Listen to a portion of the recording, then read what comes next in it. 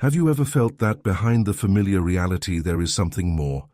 That every choice you make, every emotion, even a random thought, is part of a vast, invisible system? No, this is not just esotericism. This is not a religious sermon. This is a question that for centuries has troubled philosophers, scientists, and mystics. Does a spiritual world exist?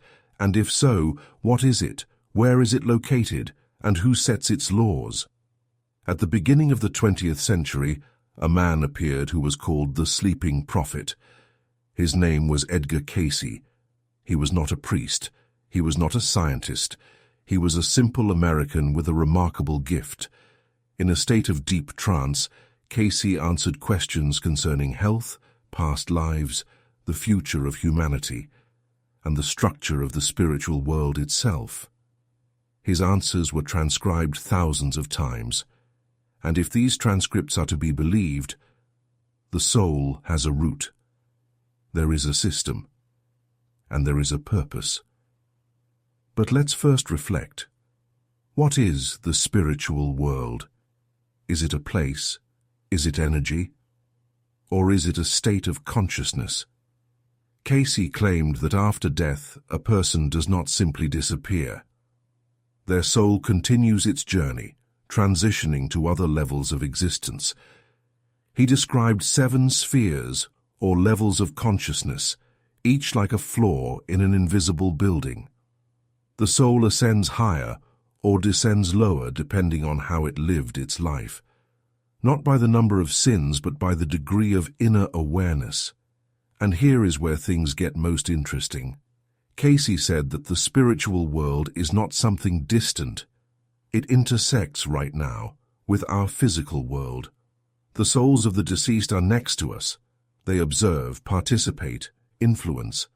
But we do not see them because our vibrations are too dense. It's like radio. You won't hear the wave until you tune the receiver to the right frequency. Intrigued? There's more. Cayce asserted, every person comes into this world with a purpose. Sometimes they remember it, more often they don't. But the soul knows, and the entire spiritual world is built in such a way as to help that soul remember, purify, learn, and move upward. And if you think that sounds like a fairy tale, consider, why do so many people around the world experience similar things during clinical death? Why do they describe light, a tunnel, meetings with relatives, a feeling of absolute peace and love? And here is the central question. What if Edgar Cayce truly peeked behind the veil? What if his descriptions are not metaphors, but an actual map of a world that exists parallel to ours? Edgar Cayce said that after death, the soul doesn't simply leave. It returns. But not to where the body was. It returns to where it came from. According to him, each of us is not merely a person with a name, biography, and memories. We are eternal beings undergoing a temporary human experience. And death is not the end, it's a door. But not all doors lead to the same place. When the soul leaves the body, it first goes through what Cayce called an astral projection. This is not just a tunnel, it is a kind of energetic transition in which the soul encounters its own reflection. Here, not only memories appear, but also true intentions, hidden desires, everything that was repressed by the conscious mind. Some have described it as a life flashing before their eyes. But in Cayce's words, it wasn't just a retrospective. It was the first judgment. Not judgment by an external God, but by the self. If the soul is ready, it moves on. If not, it gets stuck. He called this the gray zone. It's not hell. It's not torment in the usual sense. It's a frozen state. A soul that does not realize it has died can wander between worlds, repeating old habits, shadows of its desires. Hence come the stories of ghosts, sudden chills, and inexplicable sensations of presence. But if the soul is ready, it enters the realm of light. Here, according to Cayce, it is met by other beings, not necessarily relatives, but those with whom it was connected on a soul level. He called them the soul family. Together they review the path taken, draw conclusions, and decide what's next. Here begins what can be called the architecture of the spiritual world. 7 levels, a 7-story structure where each level corresponds to a certain vibrational frequency. On the lower levels, souls tied to the material. The higher, the closer to pure consciousness, to the divine essence. Cayce did not call this heaven, he called it memory restoration. The higher the soul rises, the more it remembers about who it truly is. An interesting point, according to Cayce, time flows differently there than it does for us. A soul can remain on one level for years, by our perception, but not feel that. There are no calendars. There is only development. And the most astounding part, the soul chooses for itself whether to return. Yes, according to Cayce, most do return, but not for punishment or reward, for experience, for the opportunity to learn. Because only in the physical world, full of limitations, can consciousness evolve most rapidly. It is precisely here, in pain, in fears, in love, that the soul is tempered. And you, who are reading this right now, you are not here by accident. You too came for a reason, and perhaps your soul has already been through these levels. Perhaps you are just beginning to remember. Cayce claimed that before incarnation, the soul itself creates a plan for its life. Not every little detail, not every encounter, but the main nodes of destiny, they are laid out in advance. Parents, key events, even illnesses, not as punishment, but as tools, as ways to learn to love, forgive, let go, understand. But who helps the soul create this plan? Cayce spoke of a certain group of guides, beings who do not incarnate in physical bodies, but accompany souls through reincarnations. These are not angels in the religious sense. These are more advanced consciousnesses who remember everything. They are not judges, they are allies. Together with them, the soul discusses what lessons need to be learned, what karmic knots need to be untied, with whom must it intersect to heal something. And so the soul makes a choice, where to be born, in which body, with what limitations. Sometimes it's a body with disabilities, sometimes with genius. It all depends on the task. It's like a theater, where the actor takes on a difficult role not for suffering, but for revelation. The soul is like a director who knows. The scene of pain is necessary for the grand finale. Then comes incarnation, forgetting. The soul forgets who it is. This is a condition of the game, because if everything were remembered, the lesson would lose its power. But, as Cayce said, everyone has a thread of memory, a thin line that connects the person to their true essence. This thread manifests in dreams, in sudden insights, in chance encounters that are not so chance. Some souls awaken earlier, some in childhood, some after deep trauma, some at the threshold of death. Cayce stated, "All the answers are within. All knowledge already exists in the soul, but external noise, fears, beliefs, prevent it from being heard." What happens after all incarnations? According to Cayce, the soul does not reincarnate forever. There comes a moment when it completes the cycle. This is the return home, to the unified consciousness from which everything emerged. But even after that, Cayce said, some souls choose to return, not for themselves, but to help others. These souls are called servants of light. They are not loud, not public, but they are near. They inspire, they nudge, they remind. Cayce said the spiritual world is not just a place, it is a state of being. There is no matter as we know it. Everything consists of vibrations, light, intention. Thought is power. Desire is action. That is why after death, The soul quickly ends up in the vibrations that match its inner world. Lies cannot be hidden. Truth resonates immediately. He explained that those who were greedy, selfish, are not condemned, but they are drawn into vibrations of fear, separation, not as punishment, but as reflection, so they can become aware, so they can desire change. No one punishes. Everything is consequence. And if you feel that this text touches you, perhaps you are hearing echoes of that very world, the one where the soul is not a mysterious element, but a true reality that it's simply time to remember. Cayce often repeated, "You are not a body, you have a body.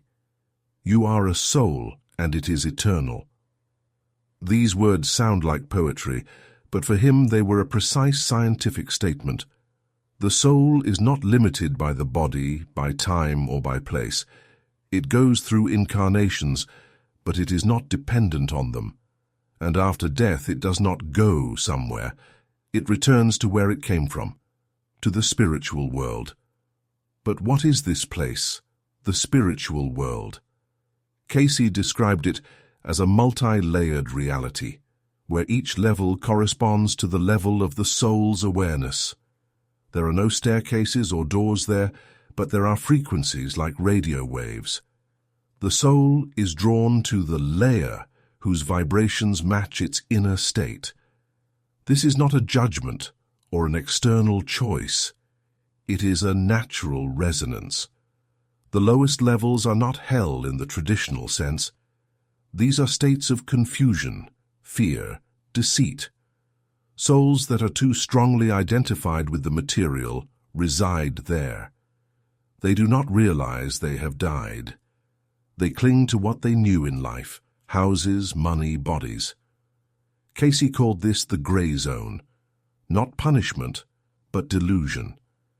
At higher levels are souls who have accepted their death and moved into awareness. There is light, there is peace, there is communication through telepathy, travel through thought, study of the past and the future. There the soul can once again meet those it loved, but not as in physical life. There is no attraction to forms. There is recognition of vibrations. Cayce stated, "Love is what binds souls across the ages. Even higher are the levels where souls dwell who have completed the cycle of incarnations. There is no need to return, but these souls do not disappear. They become part of what Cayce called the storehouse of the mind. It is a collective field from which inspiration, insight, revelation sometimes come. Geniuses, artists, scientists, according to him, often tap into these streams. Through sleep, meditation, art. How does one get there? Cayce never gave dogmatic instructions. He did not build a church. He taught inner silence, meditation, prayer as a state of being, not a ritual. He said that technique is less important than intention. If a person seeks truth from the heart, the path will open.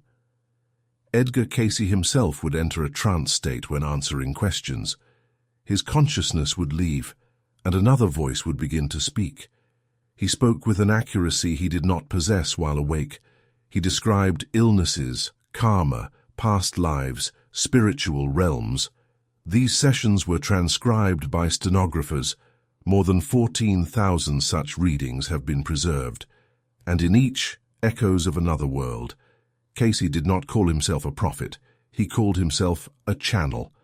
He believed that every person is capable of hearing the same truth if they clear their perception, if they remove fear, pride, and haste. And here comes the main question. Are you ready to pause, to listen? What if everything you considered a mystery is actually a call, a hint, a reminder? And this is where the most fascinating part begins. Cayce said that the spiritual world is not something out there, far away, after death. It is here. We simply are not tuned in to see it.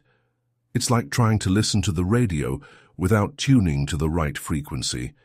The signal is there, but you can't hear it. According to him, the spiritual world is a space we exist in at all times, but we are blind and deaf to it. Not because we lack the senses, but because belief in material reality has drowned out the subtle. Cayce compared life to a theatre. We all play roles: parents, children, doctors, drivers, teachers. But after death, the roles are taken off, and then we appear in our true form, not as bodies, not as names, but as souls with unique qualities that reflect our choices and lessons. According to him, the soul does not simply go to heaven or hell. It enters the layer of the spiritual world that best matches its vibrations, thoughts, intentions, character. There it remains for a time, analyzes its life, understands its mistakes, learns, and then it returns in a new body, and a new play begins. This cycle is not punishment, it's a school. The world is not a battlefield but a classroom, and we are all students learning subjects: love, acceptance, forgiveness, sacrifice, and until we master them, we return. One of the deepest moments in Cayce's readings was his account of how souls meet after death. He described how souls that had strong connections on earth, relatives, partners, friends, often wait for each other on the other side, but not to reunite in heaven, like in fairy tales, but to help each other in the next incarnation. They consult one another, who will be whom, how to stage a new drama to learn the next lesson. Sometimes the one who was your child becomes your parent, the one who was your lover and your enemy. But the meaning remains the same: to grow through experience. Cayce also spoke about how some souls come into this world not for themselves, but for others. They have already completed the course but return to help. These may be ordinary people, nurses, teachers, neighbors, but in their presence, something changes. They don't preach, they don't save. They are like light, they simply are, and they change the space. He called such people carriers of the vibration of love. They silently remind others of who they are. They're not seen in headlines, but their presence, that is the key. And now, the most important question. If all of this is true, then who are you? Not by your passport, not by your profession, but truly, who is looking through your eyes? Here, at the crossroads of philosophy, prophecy, and subtle observation, is where it gets most intriguing. According to Edgar Cayce, behind everything visible, our actions, choices, even our mistakes, stands one great law. He called it the law of oneness. Everything that exists, he said, is already interconnected. Souls, bodies, emotions, intentions, these aren't separate things but different facets of the same whole. What does that mean for us, ordinary people living in chaos, worry, and constant haste? It's simple, and at the same time, incredibly profound. It means that every feeling you have isn't just yours. Every thought is not isolated. Your fear, your love, your hope, even if you share them with no one, they resonate in the invisible spiritual realm, and they don't just echo, they respond, influence, and transform. Cayce stated, the spiritual world is not out there, it is right here. We are surrounded by it, but we don't see it because we're too focused on coarse matter. The soul feels it, but the mind often drowns out its voice.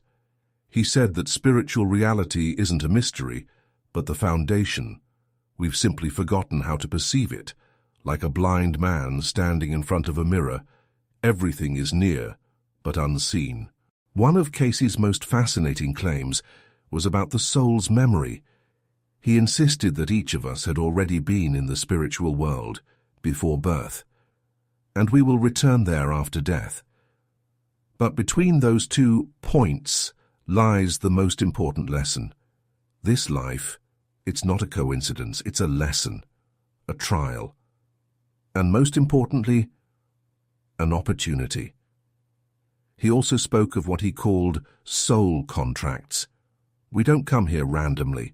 We meet certain people, go through specific events, because they are part of a spiritual agreement.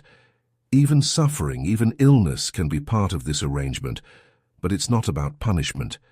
It's about growth, transformation. Cayce believed the soul doesn't choose the easiest path, it chooses the deepest. And if your life feels especially hard, maybe it's because your soul chose intense growth, not for pain, but for strength. But where is the proof, you might ask? What guarantees this isn't just fantasy? And here lies the magic of Cayce. He never asked for blind belief. He asked you to feel, to notice, to seek.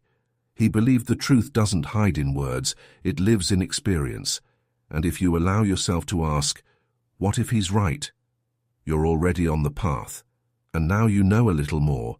Maybe you feel a subtle tingling, as if someone touched something deep inside you. That is the first step. A question, not an answer. An inner echo saying this is only the beginning. Because if the soul exists, and Cayce was convinced it does, then everything we do, think and feel has meaning. Now ask yourself, are you a coincidence or part of a greater plan? Are you just a body or an eternal soul temporarily living in human form? The answer is within you. And if you allow yourself to hear it, perhaps you'll come closer to solving the greatest mystery humanity has ever known.